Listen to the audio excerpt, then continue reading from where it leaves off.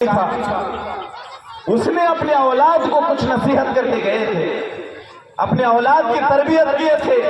اللہ کو اتنا پسند آیا کہ اس کی ساری باتوں کو اللہ تبارک و تعالی نے قرآن میں بیان فرما دیا۔ لقمان حکیم اپنا چھوٹا سا لڑکا تھا،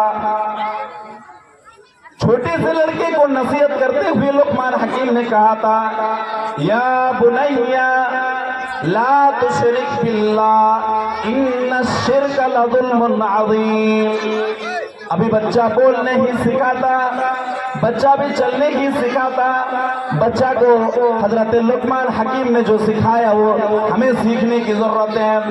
بچے کو سب سے پہلی چیز سکھا رہے ہیں، یا بنیا لا تشرک باللہ، اے میرا بیٹا اللہ کے ساتھ کبھی شرک مت کرنا، اللہ رب العالمین کے ساتھ کبھی کسی کو شریک مت کرنا، رب العالمین کے ساتھ کسی کو کبھی شریک مت کرنا۔ ان الشرک لظلم عظیم، اس لیے کہ شرک اتنا بڑا گناہ ہے، شرک اتنا بڑا گناہ ہے کہ اللہ رب العالمین کبھی معاف نہیں کرے گا۔ یہ شرک بہت بڑا گناہ ہے، اس لیے میرا بیٹا کبھی شرک مت کرنا۔ دوسری آیت کے اندر اللہ رب العالمین نے فرمایا کہ شرک اتنا بڑا گناہ ہے، ان اللہ لا یغفر ان یشرک بہ، کہ اللہ رب العالمین کے ساتھ جو شرک کرتا ہے، جو رب العالمین کے ساتھ کسی کو شریک کر لیتا ہے، اللہ رب العالمین کبھی بھی اسے معاف نہیں کرتا ہے۔ اس لیے میرے بیٹا کبھی شرک مت کرنا دنیا کے اندر رہ کر کے۔ اپنا بیٹا کو سب سے پہلا نصیحت کیا کر رہے ہیں؟ شرک مت کرنا۔ یہ شرک کیا ہے؟ اللہ رب العالمین کے ذات میں کسی درگاہ میں جا کر کے چادر چڑھا دینا۔ جو کام اللہ کا ہے ہم کسی آدمی کو دے دیں۔ ہمارا بچہ اگر نہیں ہو رہا ہے، ہمیں کسی بابا پر بھروسہ ہو جاتا ہے۔ بچہ نہیں ہو رہا ہے، درگاہ کے اندر بیٹھے ہوئے لوگوں کے اوپر بھروسہ ہو جاتا ہے۔ اسی چیز کو شرک کہا گیا ہے۔ بچہ کوئی نہیں دے سکتا ہے۔ حاجت روا مشکل کشا ہے تو اللہ رب العالمین ہے، استغاثہ کرنا ہے تو رب سے کرنا ہے، استعانت مانگنی ہے تو اللہ سے مانگنی ہے۔ ساری چیزیں اللہ تبارک و تعالی دینے والا ہے، ہمیں اگر غیر سے کر لیا یہی شرک ہو گیا۔ لقمان حکیم نے سب سے پہلے جو اپنے اولاد کو سمجھایا کہ بیٹا سب کچھ گناہ کرنا دنیا کے اندر، شرک مت کرنا، شرک اتنا بڑا چیز۔ آگے کیا بیان فرمایا؟ یا بنی اقیم الصلاۃ، اے میرا بیٹا جو بھی ہو جائے دنیا کے اندر رہ کر کے نماز کبھی مت چھوڑنا، نماز پڑھتے رہنا۔ جب بچہ 7 سال کا ہو جائے، اللہ کے نبی صلی اللہ علیہ وسلم نے حدیث کے اندر بیان فرمایا، مروا اولادکم بالصلاۃ وہم ابناء 7 سنین، اپنی اولاد کو نماز کا حکم دو۔ اگر اولاد 7 سال کی عمر کے ہیں، 7 سال کی عمر کو اولاد پہنچ جائے، اس بچے کو نماز کا حکم دو۔ وَاضْرِبُوا عَلَيْهَا، اور اس کو مارو، اس کو مارو اس وقت جب وہ 10 سال کا پہنچ جائے، اس کے باوجود بھی نماز نہ پڑھے۔ اگر ہمارے گھر میں اولاد ہے لیکن نماز نہیں پڑھ رہی ہے تو اس کے نماز نہ پڑھنے پر اس کو ڈانٹ پھٹکار لگاؤ، اس کو مارو۔ وَفَرِّقُوا بَيْنَهُمْ فِي الْمَضَاجِعِ، اور اس کے بستر کو الگ کر دو، اس کو الگ سونے کے لیے دے دو جب 10 سال کی عمر میں پہنچ جائیں۔ اے لوگوں، کتنے باپ ایسے ہیں جو دل پہ ہاتھ رکھ کر کے بتائیں، آج باپ ہی تو ایسا ہم بن چکے، ہم خود نمازی نہ ہیں، ہم خود نماز نہیں پڑھتے ہیں۔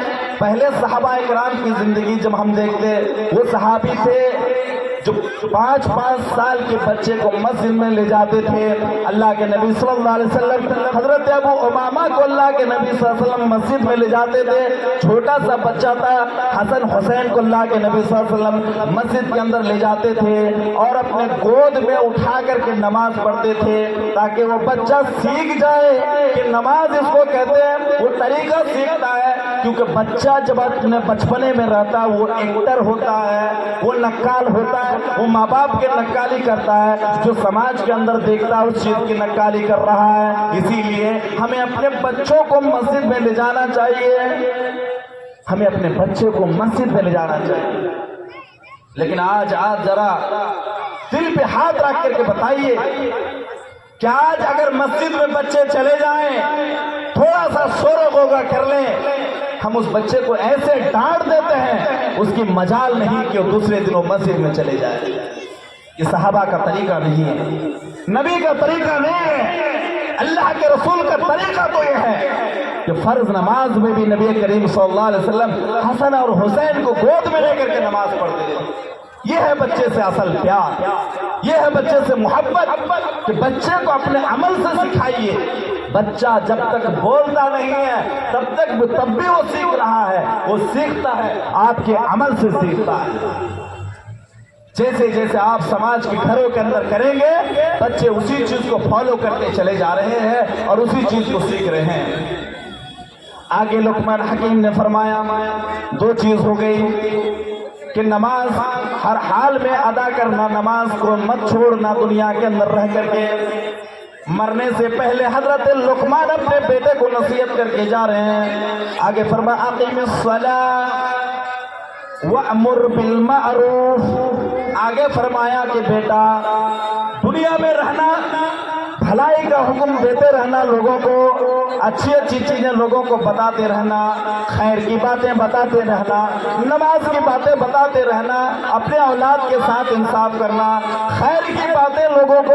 سماج کے اندر اگر کوئی برائی ہو رہی ہے تمہارے اگر بس میں ہے تو اس برائی کو ختم کر سکتے ہو تو اس برائی کو ختم کر دینا. بیٹا ہمیشہ بھلائی کے پکش میں رہنا، برائی کے پکش میں مت جانا. وَنَهَا عَنِ الْمُنْكَرِ، اور برائی کی چیزوں سے روکنا.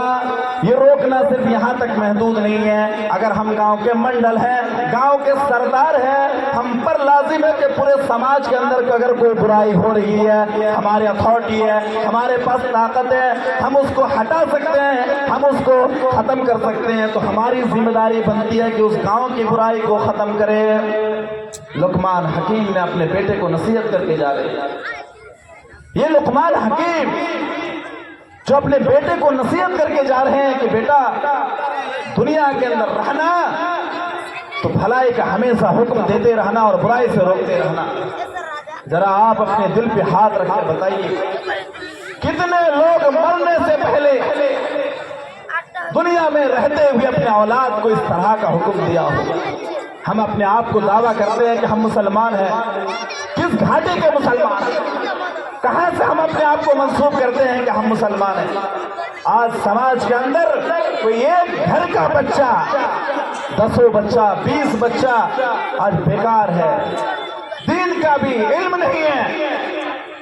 اس پر تو افسوس کی بات یہ ہے شادی کی عمر کو پہنچ جانے کے باوجود بھی اس بچہ کو اپنے نبی کے نام تک یاد کیا.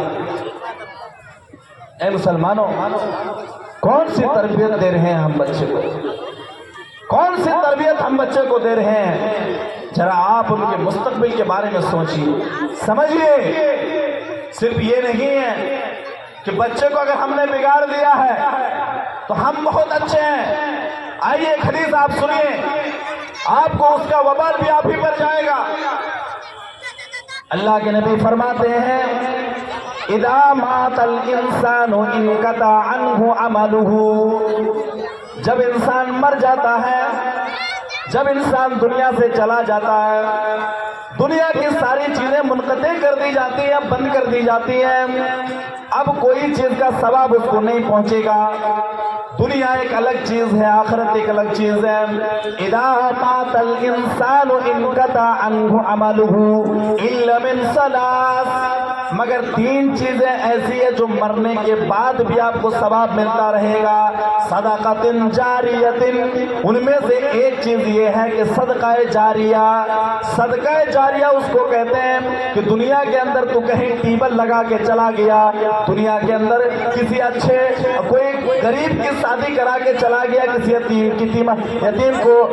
کی بیٹی کو شادی کرا کے چلا گیا. جتنا دن تک دنیا کے اندر آپ نے کوئی मदरसा बना के चला गया, कोई मस्जिद बना के चला गया, जब तक उस मस्जिद में उस मदरसे में अल्लाह की इबादत होगी उस वक्त तक आपको कब्र में भी सवाब पहुंचता रहेगा, उस वक्त भी आपको नेकी मिलती रहेगी, उस वक्त भी आपको नेकी मिलेगी। इल्ला मिन सदक़तिन जारिया औ इल्मिन युंतफ़उ बिही। और दूसरी चीज ये है, अगर दुनिया के अंदर कोई इल्म छोड़ करके गया है, हमने पढ़ा लिखा करके कुछ लोगों को पढ़ा लिखा के चला गया, कुरान सिखा करके गया है, अगर दुनिया में हमने कुरान सिखा करके गया है, क़यामत के दिन हमारे मरने के बाद भी उसका सवाब पहुंचते रहेगा। तीसरी चीज अल्लाह के नबी ने बयान फरमाया, अव्वलदिन सालिहिन यदउ लहू। और तीसरी चीज ये थी, नेक औलाद अगर है, दुनिया के अंदर अपने अच्छे औलाद को छोड़ करके गए हैं, किसी को आलिम बना करके गए, किसी को अल्लाह वाला बना करके गए, अगर ऐसी औलाद दुनिया के अंदर छोड़ करके गए हैं, अगर ये औलाद माँ बाप के मरने के बाद यह औलाद अगर माँ बाप के लिए हाथ उठा के दुआ कर ले, ये औलाद अगर माँ बाप के लिए दुनिया में रह करके माँ बाप के लिए दुआ कर ले, कल अजाब अगर कब्र के अंदर हो रहा होगा, उस अजाब को अल्लाह रब्बुल आलमीन हल्का कर देगा, उस अजाब को अल्लाह रब्बुल आलमीन तखफीफ कर देगा, उस अजाब में कमी कर देगा। ऐ लोगों, हमने अपने औलाद को दुनिया के अंदर 10 औलाद छोड़ करके चले गए, लेकिन हमने ये नहीं देखा कि औलाद कि हमने परवरिश कैसे की है कि मरने के बाद हमें कुछ मिलेगा कि नहीं मिलेगा।